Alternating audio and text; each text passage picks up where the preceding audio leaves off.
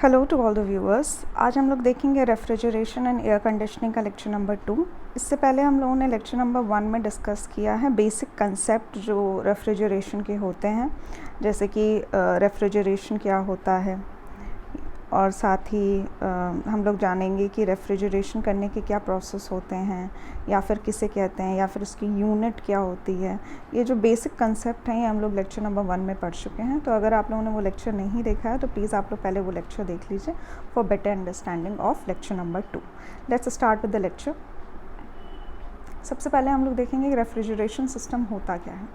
तो refrigeration system यानी कि जो हमारा प्रशीतन का तंत्र है वो उसके बेसिक 4 कंपोनेंट्स होते हैं, 4 अवयव होते हैं, जिसमें कि नंबर 1 होता है हमारा कंप्रेसर, देन होता है हमारा हीट रिजेक्शन यूनिट, देन होता है हमारा एक्सपैंडर, और फिर होता है हमारा एक कूलिंग यूनिट। यानी कि सबसे पहले एक संपीडक लगा होता है, उसके बाद जो रेफ्रिजरेंट होता है हमारा यानी कि प्रशीतक होता है वो ऊष्मा की निकासी तंत्र में जाता है, यानी कि एक प्रकार का एक हीट एक्सचेंजर हम लोग कह सकते हैं, जहाँ पे ऊष्मा जो होती है यानी कि हीट जो होती है उसको हम लोग एटमॉस्फेयर में एग्जिट या एक्सपेल आउट कर सकते हैं, बाहर निकाल सकते हैं। तो यहाँ पे जो ऊष्मा होती है उसको हम लोग रेफ्रिजरेंट की ऊष्मा को एटमॉस्फेयर में हम लोग एक्सचेंज कर सकते हैं, दे सकते हैं। तो यहाँ पे हीट की रिजेक्शन यूनिट आती है। फिर हम आता है हमारा एक एक्सपैंडर यानी कि प्रसारक। तो एक प्रकार का एक्सपैंडर होता है, तो मतलब एक फ्लूइड हमारा यहाँ से एंट्री कर रहा है, एक्सपैंड आउट हो रहा है और फिर हमारा एग्जिट हो रही है। फिर आता है हमारे एक प्रकार का कूलिंग यूनिट, जो कि कह सकते हैं कि एक हीट एक्सचेंजर ही है। इस बार ऊष्मा जो है रेफ्रिजरेंट के अंदर अवशोषित हो रही है यानी कि एब्जॉर्ब हो रही है। इस बार एनर्जी को हमें एब्जॉर्ब करना है, एक्सपेल आउट नहीं करना है। तो ये बेसिक 4 कंपोनेंट्स होते हैं।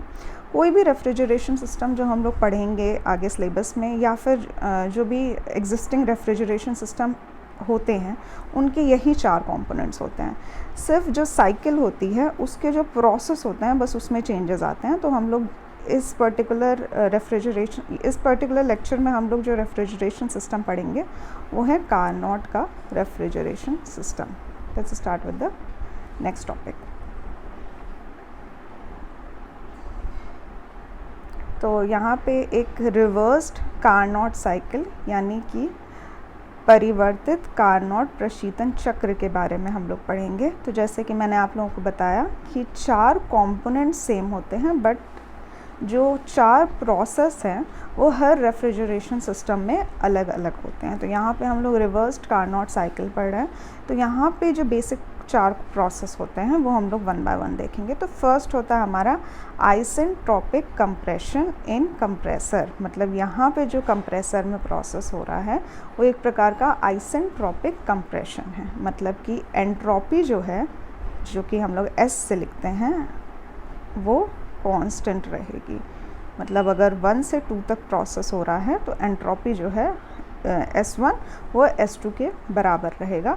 तो यहाँ पे आइसेंट्रोपिक कंप्रेशन होता है। आइसेंट्रोपिक को ही हम लोग रिवर्सिबल एडियाबैटिक कहते हैं। तो अगर किसी भी जगह पे रिवर्सिबल एडियाबैटिक लिखा है तो आप लोग कंफ्यूज मत होइएगा, बिकॉज वही आइसेंट्रोपिक प्रोसेस होता है। यानी कि एक प्रकार का एडियाबैटिक प्रोसेस, रुद्रोष्म प्रक्रिया, जो कि रिवर्सिबल भी हो सकती है। अगर हम लोग उसको परिवर्तित करते हैं तो भी उसमें कोई चेंजेस नहीं आता है। तो रिवर्सिबल एडियाबैटिक प्रोसेस या फिर आइसेंट्रोपिक प्रोसेस। नेक्स्ट होता है हमारा जो हीट की जो रिजेक्शन यूनिट है, यानी यहाँ पे हमारी ऊष्मा की निकासी हो रही है, वो एक आइसोथर्मल प्रोसेस है। मतलब यहाँ पे तापमान तो उतना ही रहेगा बट ऊष्मा जो होती है वो निष्कासित हो जाएगी। हीट जो है वो एक्सपेल आउट हो जाएगी but temperature will remain same. तो यहाँ पे समतापीय ऊष्मा का परित्याग होता है। देन होता है हमारा जो प्रोसेस नंबर 3 है वो होता है हमारा आइसेंट्रोपिक एक्सपेंशन एंड एक्सपैंडर। तो जो भी हमारा एक्सपैंडर है वो फिर से एंट्रोपी को कांस्टेंट रखता है, एंट्रोपी को कांस्टेंट रखता है और फिर एक्सपेंशन उसमें हो जाता है। एक्सपेंशन होगा but entropy will remain constant. Then उसके बाद आता है हमारा कोल्ड चेम्बर। अब यही है जो हमारा रूम या फिर हमारा कोल्ड स्पेस जिसे हमें ठंडा करना है। तो इस बार जब कार्यकारी पदार्थ यानी कि रेफ्रिजरेंट इसमें जाएगा तो वो इसके अंदर की जो ऊष्मा है वो अपने अंदर एब्जॉर्ब कर लेगा, तो हीट को एब्जॉर्ब कर लेगा अपने अंदर और इस प्रकार एब्जॉर्ब करेगा कि टेम्परेचर विल रिमेन सेम। तो यहाँ पे टेम्परेचर जो होता है वो कांस्टेंट होता है। जब भी किसी के आगे आइसो वर्ड लग जाता है तो दैट मीन्स कि वो चीज़ अभी कांस्टेंट रहने वाली है, जैसे आइसोथर्मल या आइसेंट्रोपिक। तो IS जहाँ पे प्रीफिक्स लगता है वहाँ पे हमारा ये पर्टिकुलर चीज़ यानी कि एंट्रोपी कांस्टेंट हो गई, यानी कि टेम्परेचर हमारा कांस्टेंट हो गया। तो ये चार जो प्रोसेस हैं, जब चार कंपोनेंट्स में जा रहे हैं तो एक प्रकार का एक कार्नोट साइकिल बन रहा है, एक प्रकार का चक्र बन रहा है, जिससे कि रेफ्रिजरेशन का इफ़ेक्ट यानी कि प्रशीतन का जो प्रभाव है या प्रक्रिया है वो हमें प्राप्त होती है। यहाँ पे साइकिल भी आप लोग समझ लीजिए। साइकिल का अर्थ ये होता है कि जब भी कोई प्रोसेस नंबर 1 प्रोसेस, फिर नंबर 2 प्रोसेस, फिर नंबर 3 प्रोसेस और नंबर 4 प्रोसेस और वापस से 1 पे आ जाता है, मतलब कोई भी प्रोसेस जो इनिशियल जहाँ से शुरू होता है फाइनली जब वहीं पे आके ख़त्म होती है कई सारे प्रोसेस से घूम कर, तो वो एक प्रकार का हमारा चक्र बनाती है यानी कि साइकिल बनाती है। तो इसी को हम लोग रिवर्स्ड कार्नोट चक्र कहते हैं। देखते हैं हम लोग इसकी वर्किंग क्या होती है। Let's start with the working of reversed Carnot refrigeration system. अभी हम लोगों ने जो पढ़ा वो हम लोगों ने पढ़ा कि प्रोसेस क्या क्या होते हैं।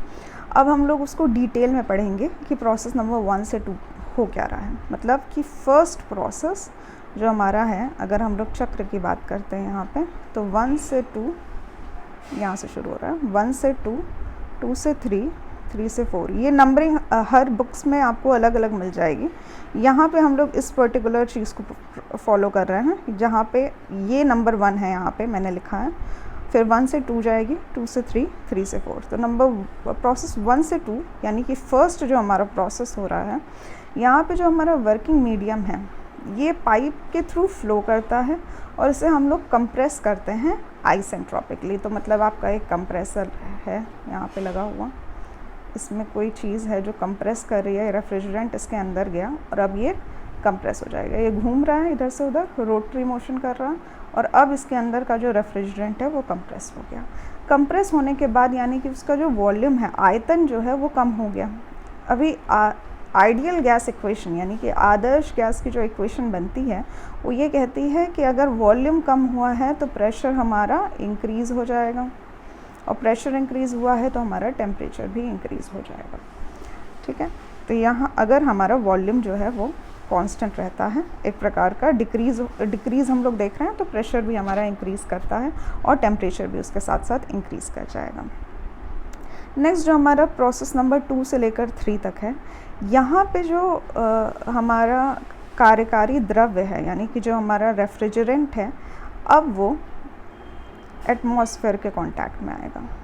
एटमॉस्फेयर के कांटेक्ट में या कोई भी स्पेस जो कि इस पर्टिकुलर रेफ्रिजरेंट से ठंडी है, तो कूल एटमॉस्फेयर या फिर कोई भी एक कूलिंग यूनिट लगा दीजिए जहाँ पे इस रेफ्रिजरेंट का जो हीट है, इसके अंदर की जो ऊष्मा है उसको हम लोग एक्सपेल आउट कर सकें या फिर निष्कासित कर सकें।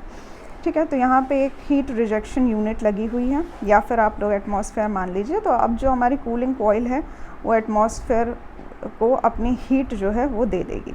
ठीक है, बट हीट इस प्रकार से देगी क्योंकि ये एक रिवर्स्ड कार्नोट चक्र है, तो यहाँ पे हीट का जो निष्कासन होता है वो आइसोथर्मल प्रोसेस होता है। आइसोथर्मल मतलब हीट तो इसने दिया है बट इसका टेम्परेचर अभी भी हाई है, टेम्परेचर उतना ही बना हुआ है जितना कि फर्स्ट पॉइंट में बना हुआ था फर्स्ट प्रोसेस में। तो यहाँ पे टेम्परेचर रिमेन्स सेम बट इसके अंदर की जो ऊष्मा है वो निष्कासित कर दी गई है, एक्सपेल आउट कर दी गई है। यहाँ पे हमारा प्रोसेस नंबर 2 से 3 ख़त्म होता है। नेक्स्ट जो हम लोग देखेंगे वो है प्रोसेस नंबर 3 से लेकर 4। तो प्रोसेस नंबर 3 से लेकर 4 अब फिर से जो हमारा हीट है, ऊष्मा है, वो कम हो चुकी है बट इसका टेम्परेचर अभी भी बढ़ा हुआ है। तो इस पर्टिकुलर प्रोसेस में हम लोग इसको एक्सपैंड करते हैं। तो इस एक्सपेंशन प्रोसेस में क्या होता है, यहाँ पे वर्किंग फ्लूइड आया और अब ये एक्सपैंड आउट हो गया है। जब एक्सपैंड हो जाएगा तो इसका जो टेम्परेचर है और प्रेशर है दोनों कम हो जाएगा। तो टेम्परेचर और प्रेशर दोनों कम हो जाएगा। अब इस पर्टिकुलर प्रोसेस नंबर 3 से 4 में हमने तापमान को काफ़ी कम कर दिया है। तापमान जो कम हो चुका है अब हमारे कोल्ड चैम्बर में जाएगा, मतलब जो प्रोसेस नंबर 4 से 1 की बात कर रही हूँ मैं। तो अब जब हमारा टेम्परेचर कम हो चुका है तो मतलब हमारा रेफ्रिजरेंट काफ़ी ठंडा है। अब ये ठंडा रेफ्रिजरेंट जब हमारे कोल्ड रूम या फिर कोई भी स्पेस जिसे हमें ठंडा करना है, जब ये इसमें जाएगा तो इस कमरे की जितनी भी ऊष्मा थी अब ये अपने अंदर एब्जॉर्ब कर लेगा और रूम को ठंडा कर देगा। ठीक है, तो यहाँ पे क्या होता है कि अब ये रेफ्रिजरेशन इफ़ेक्ट को प्रोड्यूस करता है और जो कोल्ड चेम्बर है अब वो ठंडा हो जाएगा और जो वर्किंग फ्लूइड है वो हीट को एब्जॉर्ब कर लेगी। इस प्रकार से एब्जॉर्ब करेगी कि टेम्परेचर इसका जितना प्रोसेस टेम्परेचर था उतना ही बना रहेगा, मतलब टेम्परेचर हमारा अभी भी कांस्टेंट है, बस अपने अंदर ऊष्मा इसने एब्जॉर्ब कर लिया है। तो अब शीत पिंड की ऊष्मा कार्यकारी द्रव यानी कि रेफ्रिजरेंट को प्रदान कर दी जाती है। रेफ्रिजरेंट एब्जॉर्ब कर लेता है अवशोषण के द्वारा, एब्जॉर्प्शन प्रोसेस के द्वारा अपने अंदर जितनी भी ऊष्मा है, जितनी भी हीट है रूम की, वो अब एब्जॉर्ब कर लेगा और रूम जो है वो हमारा ठंडा हो जाएगा। किसी भी स्पेस का अगर हम लोग हीट बाहर निकाल लेते हैं तो ऑब्वियस सी बात है कि वो अब लो टेम्परेचर का हो गया और साथ ही इसकी जो हीट है वो अब रूम की कम हो चुकी है। तो ये पर्टिकुलर जितने भी हम लोगों ने प्रोसेस पढ़े ये सब कार्नोट रेफ्रिजरेशन सिस्टम जो है हमारा, इसके जो डिफरेंट प्रोसेस हैं वो होते हैं। अब हम लोग देखेंगे डायग्राम, तो उससे हमें प्रॉपर समझ में आ जाएगा कि कैसा दिखता है ये। तो अगर हम लोग रेफ्रिजरेशन सिस्टम का डायग्राम बनाते हैं तो यहाँ पे हम लोग देख सकते हैं प्रोसेस नंबर 1 से लेकर 2 हो रहा है। प्रोसेस नंबर 1 से लेकर 2 जो प्रोसेस हो रहा है हमारा वो हो रहा है रिवर्सिबल एडियाबैटिक कंप्रेशन यानी कि रुद्धोष्म संपीड़न। और क्योंकि ये 1 से लेकर 2 तक हमारा वॉल्यूम जो है, देख सकते हैं आप कि वॉल्यूम यहाँ था अब यहाँ हो गया, मतलब ये डिक्रीज़ हो गया, ये वॉल्यूम और ये वॉल्यूम। ठीक है, तो ये डिक्रीज़ हो गया है। तो यहाँ पे वॉल्यूम डिक्रीज़ कर रहा है, देख सकते हैं हम लोग प्रेशर इंक्रीज़ कर रहा है और साथ ही साथ टेम्परेचर इंक्रीज़ करता है। फिर आता है हमारा 2 से लेकर 3 तक का प्रोसेस। यहाँ पे आइसोथर्मल हीट रिजेक्शन हो रहा है, तो मतलब यहाँ पे हमारा टेम्परेचर जो है वो कांस्टेंट है और देख सकते हैं प्रेशर भी कांस्टेंट बना हुआ है। तो 2 से लेकर 3 तक हमारा प्रेशर भी कांस्टेंट बना हुआ है और यहाँ पे जो ऊष्मा है Q1 जो है वो निष्कासन हो रहा है यानी कि रिजेक्शन हो रहा है, तो एटमॉस्फेयर में जा रहा है। तो यहाँ पे ये एक आइसोथर्मल हीट रिजेक्शन प्रोसेस हो जाएगा। फिर फर्दर हमारा 3 से लेकर 4 तक एक्सपैंड हो रहा है। तो एक्सपैंड में हम लोग देख सकते हैं प्रेशर कम हो रहा है और वॉल्यूम जो है वो इंक्रीज़ हो रहा है। पहले 3 पे था, यहाँ पे था, अभी यहाँ पे हो गया, तो ये इंक्रीज़ हो रहा है प्रोसेस हमारा।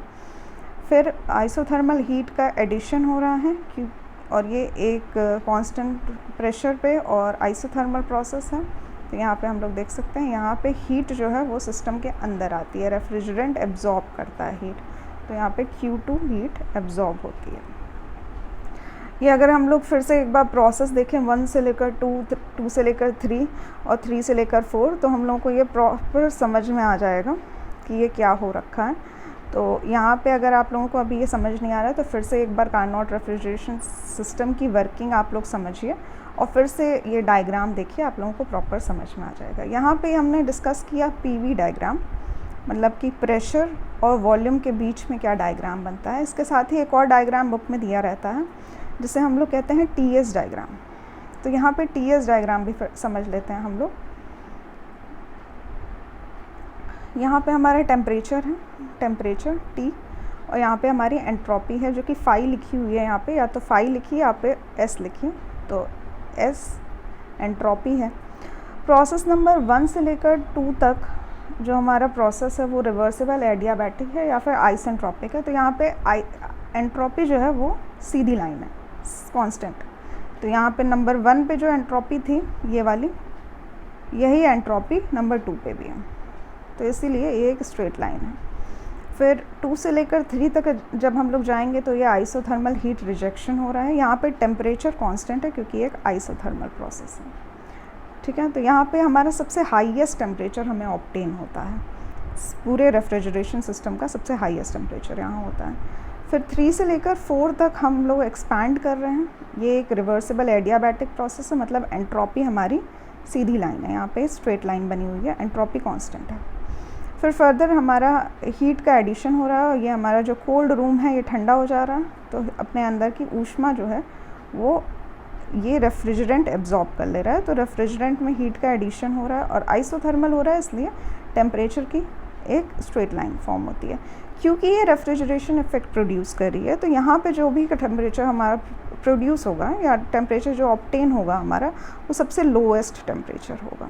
तो यहाँ पे हम लोग लोएस्ट टेम्परेचर ऑब्टेन करते हैं, पूरे रेफ्रिजरेशन सिस्टम का सबसे लोएस्ट टेम्परेचर होता है ये हमारा T4 और T1 के बीच में।